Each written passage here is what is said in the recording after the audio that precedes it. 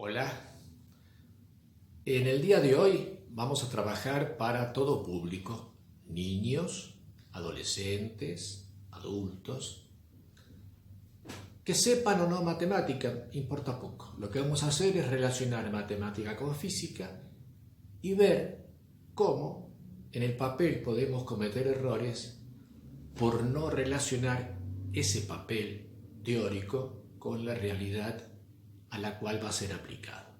Ya veremos cómo nos va con esta situación.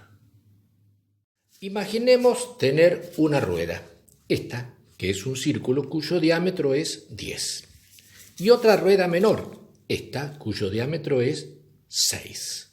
Vamos a hacer con esas dos ruedas una sola rueda concéntrica, pegándolas. Yo ya lo que hice, por supuesto, es pegarlas.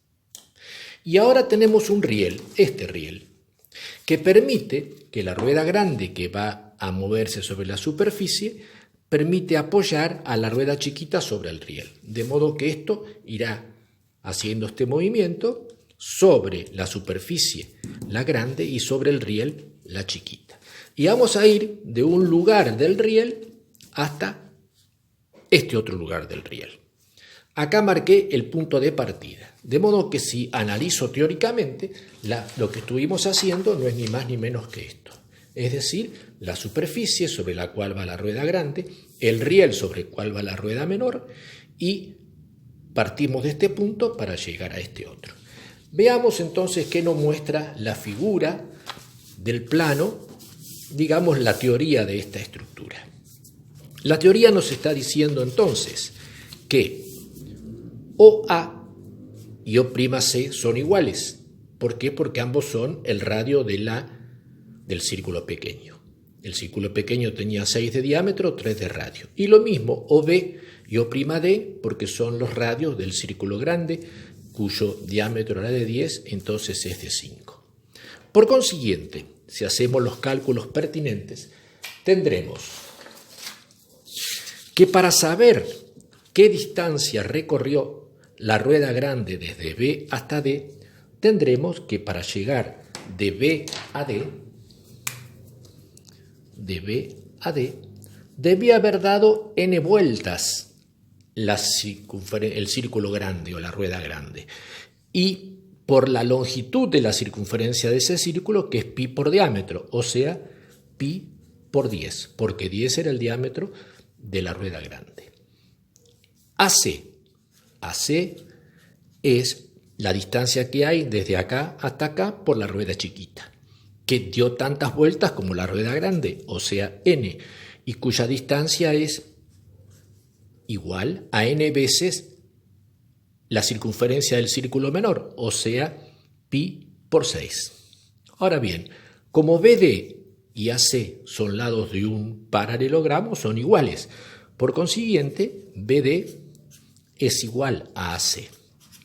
Ahora bien, si BD mide n por pi por 10, AC mide n por pi por 6. Pi y pi se pueden cancelar porque son iguales en ambos miembros de la igualdad. N y n es el número de vueltas, que es el mismo, se puede cancelar. ¿Qué nos quedó? Que esta igualdad determina que 10 es igual a 6. Esto es un absurdo. Entonces la pregunta es, ¿cómo es un absurdo? ¿Quiere decir que todo lo que dijimos o hicimos está mal? Bueno, veamos ahora en la realidad por qué hemos cometido este error de interpretación. Ahí tenemos el riel y la superficie. La rueda grande va a ir sobre la superficie y simultáneamente la rueda chiquita va a ir sobre el riel.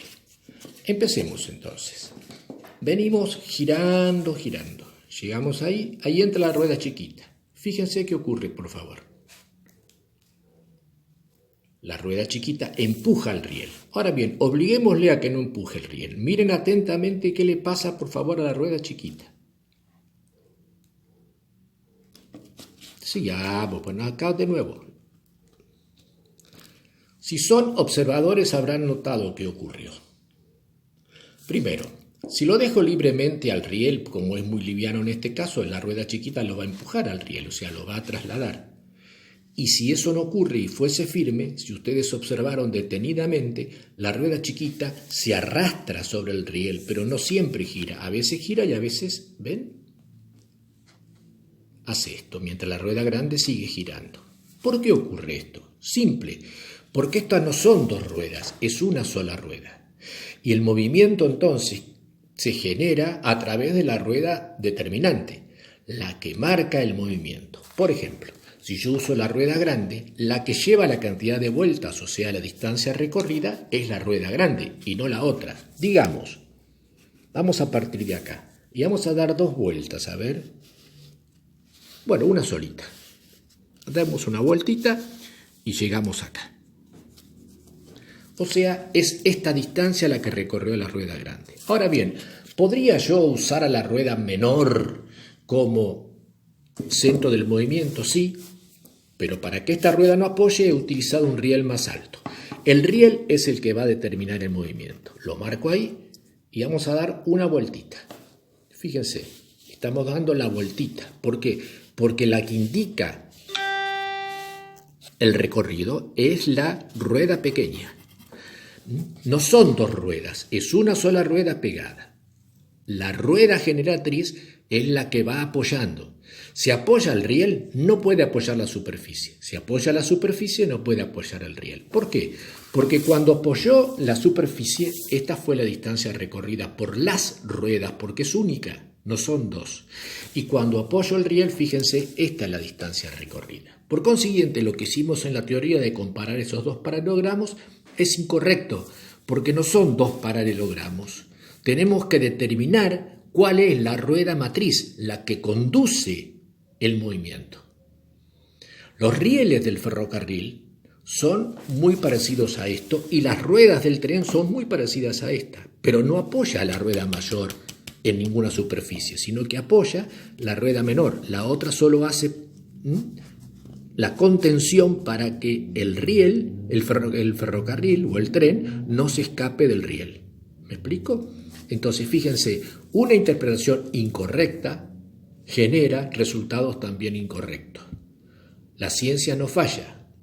Lo que fallamos somos nosotros, que no somos capaces a veces de analizar todas las alternativas de discusión posible. Lo que hemos tratado de hacer fue mostrar simplemente cómo para aprender siempre es imprescindible desconfiar de lo aprendido. Generar la discusión que generar el juicio crítico, y esto es lo que ayuda a desarrollar el pensamiento inteligente, que es buscar la mayor cantidad de estrategias posibles para demostrar con eficiencia y eficacia una posible propiedad o una posible hipótesis que habíamos planteado. Lo que hicimos nos muestra que matemática separada del sentido común pierde valor de conocimiento. Y lo que hicimos es pensar que sin discusión del contenido no hay posibilidades de aprender la fijación y el uso de ese contenido.